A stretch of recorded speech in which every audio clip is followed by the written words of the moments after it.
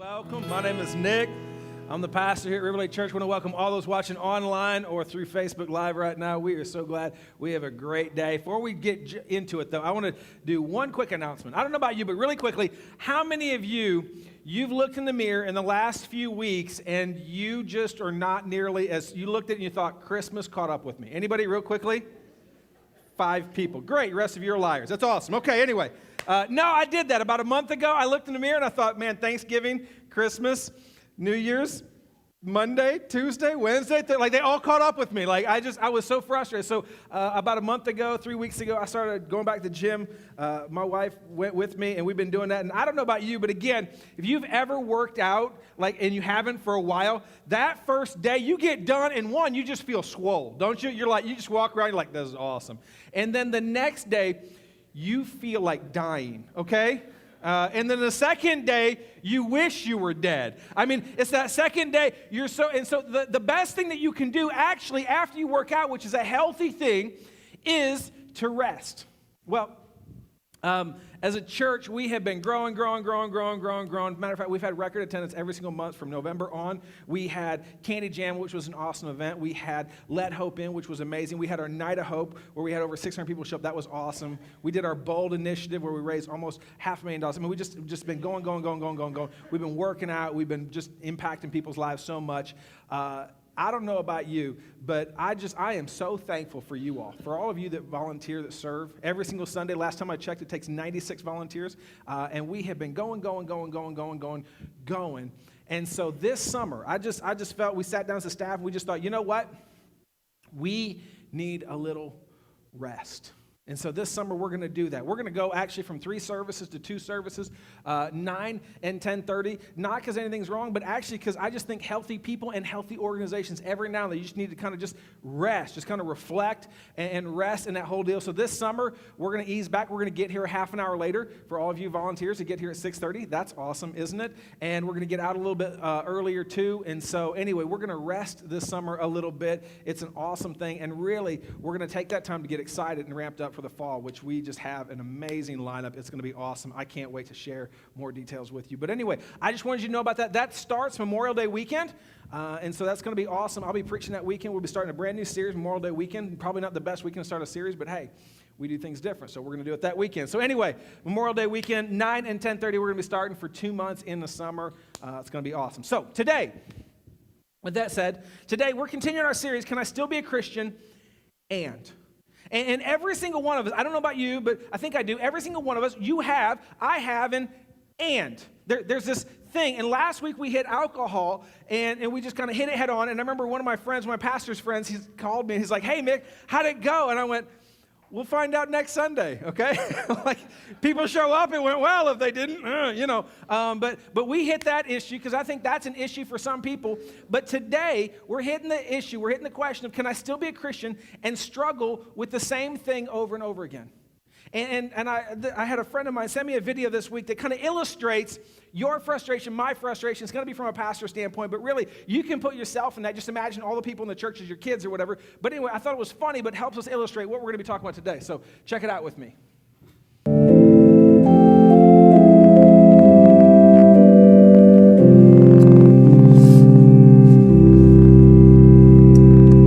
Today's reading comes from the book of Proverbs.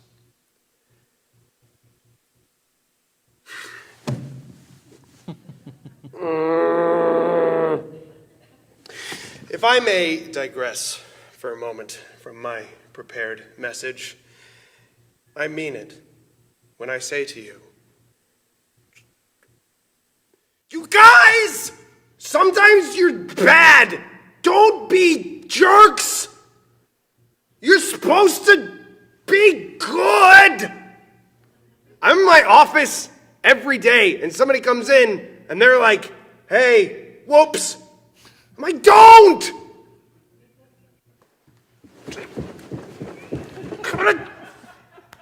Dan, what is your deal?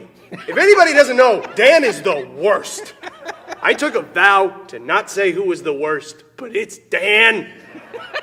You guys are making me look bad in front of God.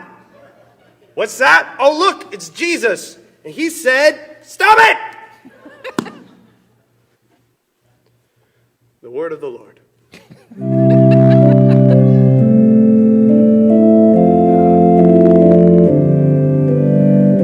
Well, I got to be honest. Stop it! Stop it. I got to be honest. I have felt like that as a pastor sometimes. Really, I just really want to stand up and be like, stop it. And then you'd be like, mic drop. Okay, we'll see you all next week. That'd be great.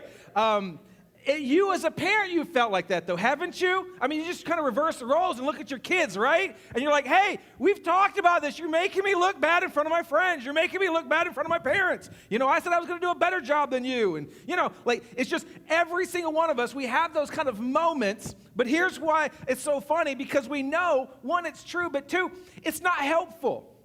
Like I could stand up here every single week and be like, hey, listen, Jesus said, stop it.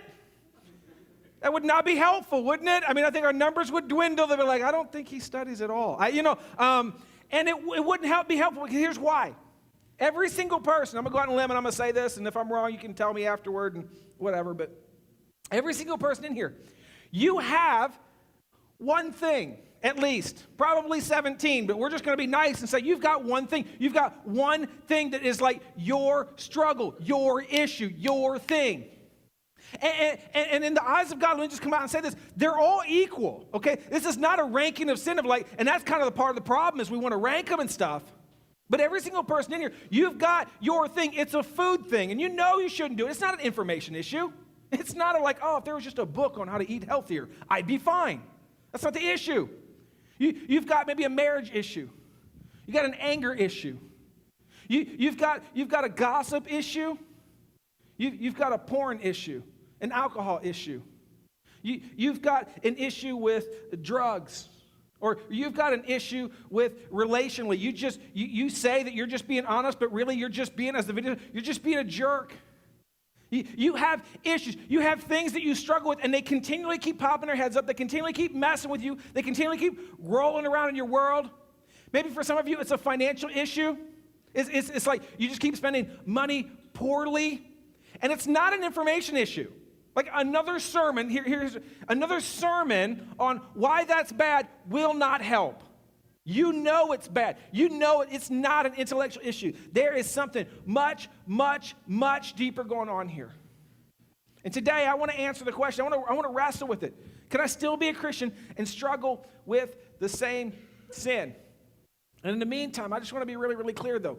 Your sin is the same in the eyes of God as somebody else's sin, though. That there's not a ranking system, and that's kind of what messes us up or whatever, that every single one of us, we've got something, and probably more than that. And today, I believe that there's a solution. I believe that Paul's the guy who wrote much of the New Testament, had huge influence in everything that we read, believe. In fact, some people believe that, for the spread of the Gospels and everything like that, Paul had more influence than Jesus himself. I mean, he was like uber Christian, saw Jesus talk with God, spent some time there, wrote so much news. I mean, listen, I don't know where you're at in your relationship with God. Here's what I'm going to say. Paul's better, okay? No offense to you. You're awesome, but Paul's better. And Paul writes something in the book of Romans. We're going to unpack it here today. I think is so incredibly important for us. And we lose sight of it. Because our temptation is to think, if I just heard another sermon, if I could just get a right book. I mean, you go to Barnes & Noble, what's the biggest section? Self-help. Because we believe in the lie. If I just knew more, if somebody would have just told me. If I could just get the right workout. If somebody could write me the right, recipes and things. If I could just have the right instructions on what to do, like that is not the issue. So today we're going to unpack it. Romans chapter 7. If you got a Bible, I want to encourage you to open up. But here's what it says. It says this: "For I do not do the good I want, but the evil I do not want is what I keep doing." This is so important. I mean, if you read this, it actually starts in verse 14. We skipped ahead a little bit, but here's what he's saying. This is so huge. This is like foundational for our church. Paul, uber Christian, the man, really close to Jesus, talks with him, comes out, is real, is raw, and says, yeah, as I'm writing to this church who's never met me, and I can say anything. I can talk about how awesome I am. I can write how great I've done, how many churches I've started. No. He decides it's incredibly important to admit this. I don't do all the good that is inside of me I want to do. And yet he goes even further and says, yeah, there is, and he uses this word that just in our culture we don't like to talk about too much. He says, there is evil I do not want. And I keep doing it. Paul admits this, and he says, listen, if I'm being honest, and he is, I have a battle going on inside of me. And there are things that I want to do, and things that I think I should do, and things that I think are, and he would use the word good. Maybe you're not a Christian here today, and we're so glad you're here. If you're not, that's cool. Hang with us. So you might not use the word good, but right, or what you think you should do, whatever. He says, there are things I think I should do, and yet there is something in me, and here's the key phrase, it's so powerful, I keep on doing them. It's not that I had a bad weekend. It's not that I had a bad month. It's like, I keep doing them. I know it's wrong. It's not an information issue. Listen, I talked to Jesus. I wrote the books of the Bible. It's not information. There is something in me. And what I desire does not line up with what I want to do and what I do. Paul says, listen, I struggle. And again, I said, this is foundational for our church because when we started this church, I just decided, you know what? And I got to lead by example, and as I try to do this, we're going to be a church where we're all messed up. Where you don't have to walk in and pretend to be like, hey, no, everything's great. No, yeah, I've been a Christian for 5 years, and no, I get up every morning, I read my Bible, and da-da-da. I mean, like, no. Like, we're going to be a church you can walk in and go, I am broken. I am messed up. I have things that I do, and I keep doing them, and I'm struggling with them. It's the same thing. And we're not going to be a church that sits down and looks at you and kind of looks down on you and go, well, if you were a better Christian, you'd figure that out then, wouldn't you? Okay, just, you go get out. Like, no, we're good. No, we are not good. And so, Paul, I want to get this out of the way because I think there's a solution to answer the question very clearly. And I don't know where you rank between, you and Jesus or whatever. Paul's better than you. Paul says, listen, yeah, I'm a Christian. He wrote a lot of the New Testament. I struggle. I keep doing the same thing over and over and over again. So can you be a Christian and still struggle with the same sin? Yes, you can. Yes, you can. And I love what Paul says, but Paul gives us a solution here. And I want to unpack it together with you because I think that's so important. So he goes on, he says this. Now, if I do what I do not want, it is no longer I who do it, but sin that dwells within me. And I just want to stop here real quickly and say this. As a church, we believe in sin. There's some churches, they don't talk about it much. We don't have to harp on it like every week and, fire and brimstone, but we believe in sin. We believe that, listen, there's a right, there's a wrong, there's a standard. God has said it, not us. And when we miss that mark, when we miss the mark of what God has set, that's sin. And you might not call it that, and that's cool if you don't want to call it that, but can we just be honest? Because I think in our culture, we've gotten this thing where we call things mistakes. You're not a mistaker, okay? Like, you might make mistakes, but mistakes is like, I didn't see your hands in the door when I shut the door and I slammed your fingers. That's a mistake. A mistake is like, oh, I was giving you change at the counter and I forgot to carry the one and I kind of do that. That's a mistake. You're not a mistaker. You're a sinner. Because you have things you've done and probably your biggest regrets. It's not reactionary. You thought it through. Like you planned it. It was a weekend. It was not a spur of the moment. Like you thought it was here, and then it was here, and then it transferred in your hands, and you kind of drove somewhere, and you kind of did some stuff, and you kind of had conversations. And it was a long, drawn process. It's not a mistake. You planned it. And that's something in all of us. And again, whether you believe in God or not, that's cool. I'm glad you're here. But for those of us who do, listen, you just need to understand there's something in you. There is sin that dwells within us. And again, we live in a culture that believes the myth. If I could just get away, if I could just get out of this marriage, if I could just get a new job, if I could just get more money, if I could just go to another church, if I could just find new friends, if I could just kind of break away and get out of the external circumstances that are around me, then I would be a better person. You just need to understand, the problem is not your circumstances. The problem is what dwells within you. And if a lot of your focus on fixing whatever you're struggling with, is focused on the external instead of the internal, you're going to miss the point, which is all self-help books do. That's all they can talk about is, hey, listen, you're having problems with the diet? Here, do this, do this, do this, do this. You don't have a problem with the diet. Like, you know what to eat. Like, nobody's ever sat down with a triple hamburger and thought, I think this is healthy. This will clear my lungs out. Like nobody's ever thought that. That's not the issue. There's something in every single one of us inside. And there's a battle going on. He goes on. He says, so I find it to be a law. It's not even just a desire, it's a law. That when I want to do right, evil lies close at hand. That every time there's this like desire of like, I really should get up early. It's like there's a movie you haven't seen in forever and you want to stay up late and you stay up late and you don't get up early the next morning, right? Every single time you try to go down this path, you try to do the right thing. There's this law, there's this war. There is, and the cartoons used to do it so really, really well. There is this good angel over here, right? And there's this bad angel, and they're kind of talking. There's a meme I found that I think is great, just describes me almost. It says, I want to lose weight.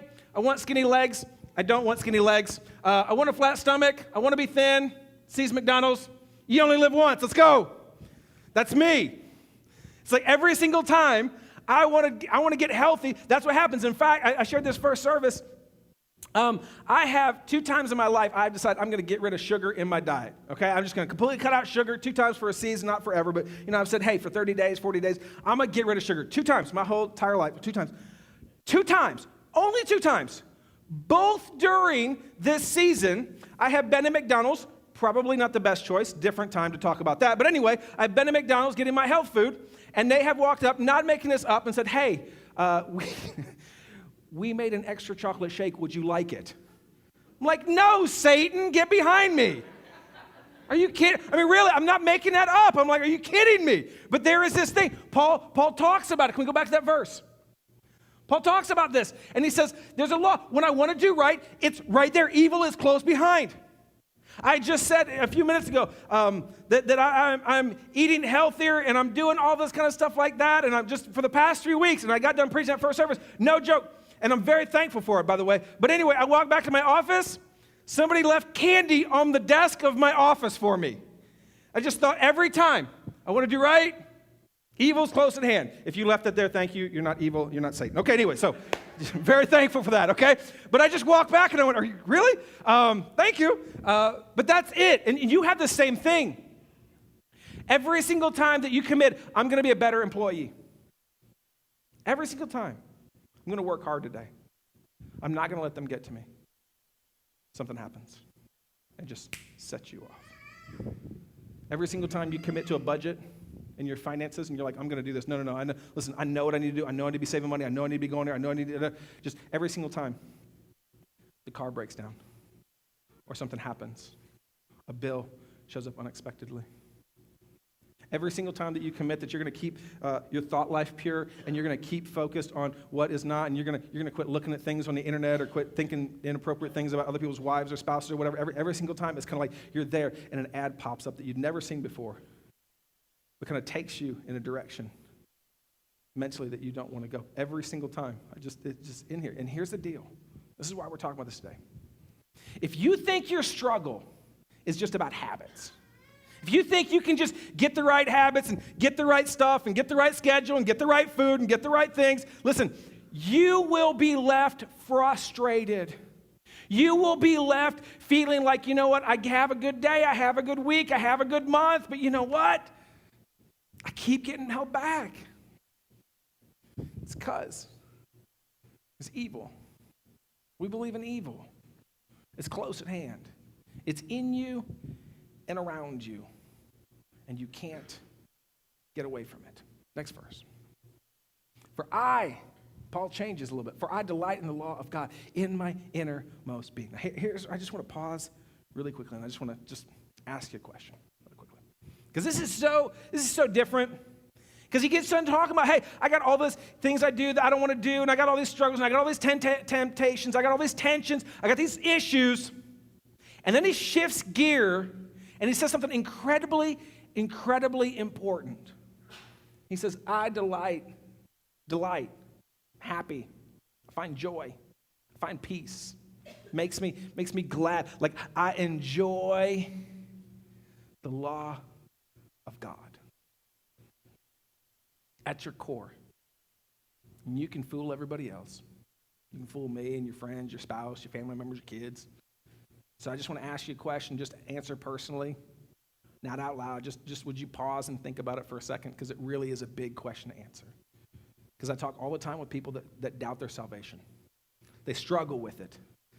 Am I really saved? I want to give you I believe one of the defining markers of a Christian is not whether you struggle with the same thing over and over again, whether you have some sin. That is not the marker, okay? Our fruit's important. That's not the marker. One of the defining markers is this. Do you delight in what God calls you to? Do you delight in His law, in how He's called you to be, in the direction of your life, or is God just the thing that you appease so that you can get what you want? Is God the means or the end?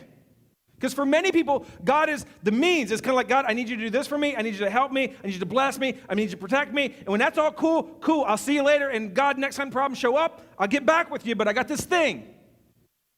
And I'm going to keep sinning. I'm going to keep going on my own thing as long as I don't get caught, as long as it doesn't hurt anybody, as long as sin's not a big deal for me. I don't even like to use the word sin. I just kind of make a lot of mistakes. I'm just kind of struggling with some stuff, but nobody's perfect.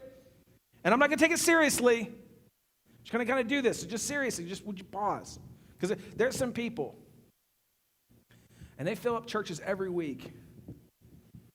And it's not for me to decide whether they're Christian or not. I'm never going to answer that question for you. I just tell you, one of the defining markers is in moments of silence and moments of peace, in moments when you're kind of away from it all and away from the distractions and you're kind of in the quietness of your own heart, what do you delight in?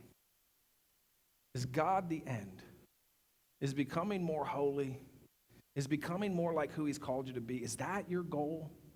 And you take some rights or some lefts in that pursuit? Or do you have a different goal, a different agenda, and every now and then you just feel like God pulls you left or right, just kind of gets your attention, you kind of appease God, and you go, I can't answer that for you. Nobody else, you can only answer that in your heart. But Paul writes this, and he says, listen, I delight in that law. He goes on, but I see in my members, that's his body, another law waging war against the law of my mind and making me captive to the law of sin that dwells in my members. He says, listen, there's not just there's a war going on, and there's two things. There's two things fighting. He goes on, verse 24. Wretched man that I am. This is so fascinating to me. And again, it's so important for us as a church. Hear this. One of the most godly, best Christian men ever. How does he see himself? Wretched. I am messed up. I'm not a good person. I'm not a great person. I mean, I know I wrote like a third of the New Testament. I know I've talked with Jesus. I mean, like, if anybody could brag, it's him. He's like, yeah, if you knew me, if you knew my heart, if you knew what I did, if you knew what I struggled with, you would come to the conclusion like I have come to the conclusion. I am messed up. I have inner bondage, inner slavery to things, and I'm struggling. I'm struggling to get past them. I feel like a captive. Who will deliver me from this body of death? Next verse, here's the answer. Thanks be to God through Jesus Christ our Lord. So then, I myself serve the law of God with my mind, but with my flesh, I serve the law of sin. For every single Christian, there is a tension. There is what you know in your mind that you should do and what you delight in. And there is what your body craves, what your body wants to do, sleep in, eat, drink, look, entertain, spend time with. He said there's a war going on. Chapter 8, though, this is so awesome. Chapter 8 says this. There is, therefore, now no condemnation for those who are in Christ Jesus. If you're a Christian, here just people struggle with this all the time. I get phone calls. I got one this past week. I was talking to, if you're a Christian, listen, hear me when I say this. You're good, okay? You're good. Therefore, Paul just got done saying, I do things I don't want to do. I keep doing them. I struggle with them. I'm a wretched person, not because I'm good. He follows it up with, though, just so we're clear, he says, no condemnation, none. Your worst sin, hear this, your worst sin is on the same level as somebody else's, what they would consider insignificant sin. The murder of somebody else in God's eyes is on the same level as that white lie you told your spouse about where you were at for lunch or what you ate for lunch or whether you stayed on your diet or whatever that was. And they don't feel that way. And so we don't treat them the same way. But in the eyes of God, and what separates us, and what makes us wretched, and what makes us messed up in his eyes, what keeps us in bondage, God looks at it all and says, no. It's all the same, which is wonderful news because it's all the same. There is no condemnation. None. God is not looking at you with condemnation going, you better figure it out. You better get better. You better pray harder. You better perform better. You better stop doing that. You better do, there's none. Zero. For the law of the Spirit of life has set you, and here's the key word, free. In Christ Jesus from the law of sin and death. You are, if you're here today, as a Christian, you are free. And there was a moment I was at a concert one day, and I think I've shared this story before, but it just comes back to me, where I was struggling with something. I was struggling with an issue, and really it had to do with another person. And every time I saw him, I would just, kind of think not healthy, godly thoughts, but don't want to pound you kind of thoughts, And I'm frustrated with him. I'm angry with him, and I can't get my mind away from him. And yet at the same time, I'm singing a song, and I'm doing the touchdown kind of deal, that they talked about earlier. I'm doing that. And I'm torn, and I remember asking God, going, what is the problem? I get this away from me, whatever, and I'm kind of blaming God a little bit. Just fix me, take this away from me, get this off of me, let me get past this. What is God, you've got to do something. And it was just, I kind of put my hands down to the side at that moment in time when I was praying, because I had my head down, and I just felt like, I was so angry, though, when I'm praying. My hands were clenched, and I'm in this posture at that moment, and I'm mad, and I'm frustrated, and the song's on, and they're saying, it's just a great moment. Felt like God said, Nick, you're free. You're free. You just got to let it go. You're the one holding on to that, not me. You're the one in control of that, not me. I've freed you. Those chains that you feel, that weight that you feel, it's not locked on you. You picked it up. You owned that. And all you've got to do is just let it go. The problem is this. This is what I want to wrap it up with. It's right here. The solution, I believe, is we need to start to see sin as severe. See, until you see sin as severe, you won't be severe about sin. You won't take it seriously. And again, we want to rank sin. We want to kind of do all this kind of stuff like that. So we look at the person who lives in a worse part of town or whatever, or whose marriage is more messed up than ours, or whose finances are way more messed up than ours. And we want to look at that and go, at least I'm not doing that. I'm a pretty good person. I'm a pretty good guy. I'm a pretty good woman. I'm good. And we want to do that. And so we lessen the effects of sin. We don't treat it as severe in any way at all. And yet, that's what hurts us. That's what messes us up. That you and I both, we have things that we blow off. We have things that we don't think make us wretched. That we would not describe ourselves as that we kind of look at and we go, oh, well, nobody's perfect. Oh, it's okay. Oh, it's not a big deal. Oh, at least I'm not doing that. I didn't go there. I didn't look at that. I didn't drink that. I didn't, whatever that is. At least I'm saving money. At least I'm, got a good marriage. At least my kids aren't doing that. But you need to understand it's eating you alive. It's messing with you. Let me ask you a second question. What is it that you know is wrong but you blow off every single time? What is it? There's this thing, you know it, every time you do it, you're kind of and you might even joke about it, going, I probably shouldn't do this, but probably shouldn't eat this. But Cadbury eggs are amazing. That was left on my desk, and they are amazing, by the way. Okay, so just on a side note, you're where'd Cadbury eggs come out of? They were on my desk, and I'm going to eat them today. So anyway, it's going to be awesome. I know I shouldn't, but I know it's not right. I know I shouldn't lie. I know I shouldn't deceive. I know I shouldn't download. I know I shouldn't hang out with them. I know I shouldn't. But let me just tell you right now, here's the deal. Until you start to see those small issues as severe, you're not going to be as severe about sin as you need, and you will continue to struggle with the same things over and over and over and over again. So here's what I want you to do this week. I want you to do something that is severe, okay? I'm going to say it, and I've said it before, but nobody does it, so you're like, you guys are making me look bad in front of God, okay? So I'm going to keep saying it until we do it, you know. But here's what I want you to do this week. Here's your next step, because I believe this is the start of it. James says this. We're going to put it up on the screen. It says this: therefore confess your sins to each other so that you may be healed. The prayer of a righteous person is powerful and effective. James says this, and this is so foreign to the church, this concept of confession. This concept that I would look at somebody else and I would tell them all the bad things that I do.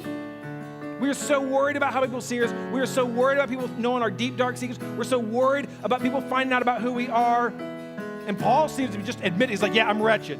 Hey, you just go ahead and assume the worst thing about me, we're good. And James, Jesus' brother, he writes this and he says, listen, you want healing, not forgiveness. You want healing? You want to overcome it? You find somebody. You find somebody, and you regularly, whether it's every week, every 2 weeks, every month, whatever that is, and you sit down with them, and you just open your heart to them and say, hey, here is the deepest, darkest parts of my world. Here's what that looks like. Now, I know that many of you aren't ready for that step, because you don't think you're a bad person, or you don't think it's that big a deal, or you're still kind of messing with sin and thinking, it's not a big deal, you know, whatever. Here's what I want you to do this week. Here's your everyday practice. Here's what we do. Every night or every morning, whether you're a night person or morning person, I want you to start in your mind listing off individually, one by one, everything that you did wrong that day. It might take a while, okay? But I want you to walk through it and be like, you know what? I shouldn't have went there, and I got up late. I slept in. And I did not eat healthy for breakfast. I knew I shouldn't have done that, or maybe I did eat healthy for breakfast, but then as I was driving in, I saw somebody at McDonald's and I judged them because I was arrogant, so I shouldn't have done that. So stop judging me, by the way. Anyway, but I want you to start confessing everything, individually, one by one, because part of the reason you don't think sin's severe is because you don't treat it as that. And the concept of sitting down in front of God, Nick, can't I just say, God, forgive me of all my sins? Probably, yeah. I mean, there's not a... But if you just do that, then you just kind of glaze over and you get all the stuff that you want, and you start to feel entitled, and you start to struggle, and you want to start to see yourself as you really are, start to walk through, and then if you get bold, write them down. Start to write them down. Hide it, burn it, eat it, whatever you've done after you got it. If you don't want to see it, do whatever.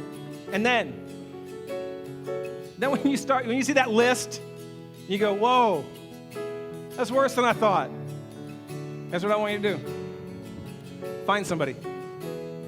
Find somebody you trust. Find somebody who knows, who knows and wants what's best for you. And sit down with them and just ask them, hey, I need somebody to pray with me. I need somebody to walk life with me. Can we do this? Can we set something up? I need this. I know I need this. And it'll be awkward. And you'll be very vulnerable. And it's just going to be hard when you start it. I promise you. We ask forgiveness for God. We ask for healing from others. And the reason that some of us aren't getting healing isn't because God hasn't forgiven us. It's because we're not doing it the right way. When I was a kid, probably about 6, I was outside playing, and I got this splinter in my finger. I will never forget this. We had pine trees, and we would build things and the whole deal, and I got a splinter, and it's the very first splinter I can ever remember getting. I'm sure I got one before that, but this is the first one I remember, and it stung a little bit, but I remember looking at it and going, I could play with it a little bit, and I could feel it, but it wasn't a big deal. So I didn't tell anybody. Kind of held on to it. It's not a big deal. I just kind of sat there. And then the next day, it was a little sore, and I kind of bit at it, like one of those things, you know? And it's a little sore, but I didn't tell anybody. I just was kind of sitting there. And it went on for 6 days. And it was one of those things, if you know anything about splinters, it does not get better with time, does it? I mean, it doesn't go away.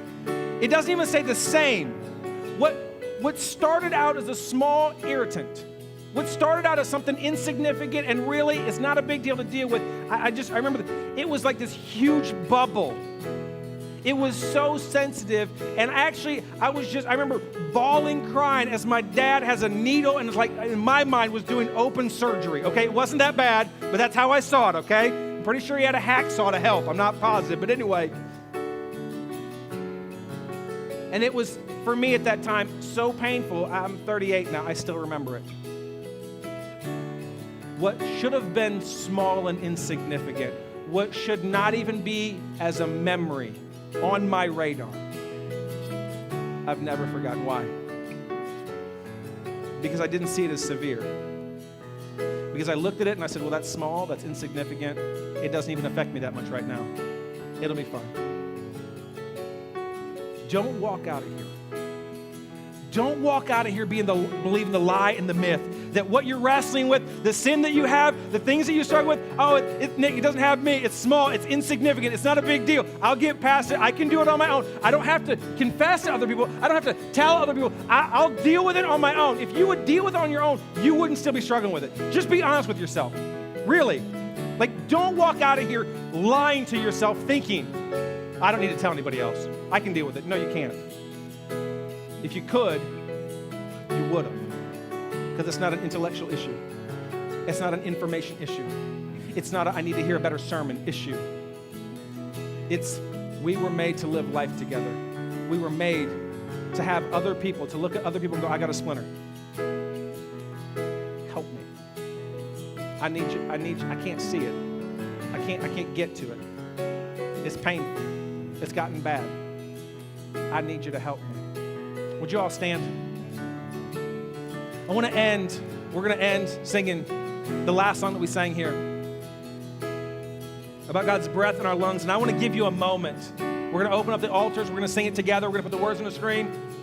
But if you're here today and you're struggling with something, or you need to get right with God, or you just need to confess something, or maybe, you know what, maybe there's nothing wrong. You just need a moment of clarity. Like you're so far from God, you can't even see what's wrong. I don't know where you're at. As we sing this song, we're going to open up the altar. If you want to come forward, we have people that we want to pray with you. We want to live that scripture out. We want to be that kind of church where we walk around understanding we're all messed up, we're all broken. None of us are better than the other person. All of us are equally loved and righteous before our Father. Would you all sing with us? So we pour out our praise to you only. I don't know what your splinter is. I don't know what it is, whether you came forward, whether you sat there. I believe God can work in you just as much as you sit down there as you coming forward. Here's what I want to say. We got these Connect cards. If you're a guest, make sure you fill them out. But if you're not, I want to encourage you. If you came forward, or maybe God's working on you, maybe you got something and you're like, listen, I wasn't bold enough to come forward, or I didn't feel like it, but you need help. For you, maybe that baby step is, I want to encourage you, would you just fill these out? Check whatever's appropriate. And we'll have somebody call you this week. We'll have somebody pray with you. If you just want prayer, you can just put prayer. We'll just pray for you. We'll partner with you in whatever you're at. Because there is healing when we confess to each other.